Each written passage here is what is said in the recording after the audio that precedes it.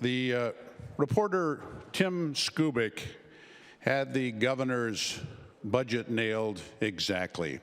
He said, what they should call it is the governor's budget banquet buffet, because there was a financial dish for every eager and hungry special interest group at the table.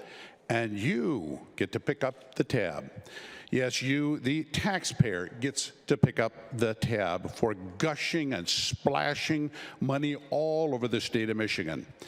But the Senate Republicans are voting to return $2.8 billion back to Michigan's families, seniors, and businesses to help them recover from the effects of COVID-19 and the crippling inflation, trillions upon trillions by the Biden administration, spending like a drunken sailor and running up inflation. What do we hear? That it's businesses? Businesses compete with one another to keep the price low. It isn't them. It's the trillions upon trillions spent by the federal governments.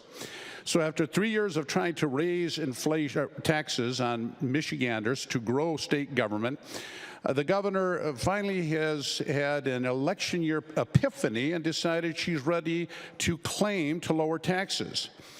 But passing this historic tax cuts, we are giving her the chance to keep that promise. Out-of-control spending in Washington and the supply chain disruptions caused by shutdowns of our economy have resulted in this massive exploding inflation, 40-year high. Our plan will help Michigan struggling to afford the cost of everything from gas to groceries to heating their homes. Our plan will help Michigan families by reducing the state's income tax and creating a $500 tax credit for each child under the age of 4, and they could see a savings of approximately $1,200 a year. To help every Michigan senior, not just those who get a government pension like the governor's plan, but we are voting an increase in tax exemption for all retirement income for those seniors. $30,000 for individuals and $60,000 for couples, 1/3 more than they were receiving before. Michigan's businesses who survived the pandemic and the shutdown of our economy need to get back on their feet, and this plan makes us competitive, moving Michigan's corporate income tax from 6 down to 3.9.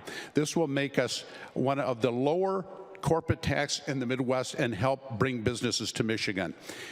I hope the governor will follow through on all she's said, or all this stuff she's saying about, well, we need tax cuts, and actually sign this huge tax cut that will make such a difference for the people here in the state of Michigan. Thank you, Mr. President.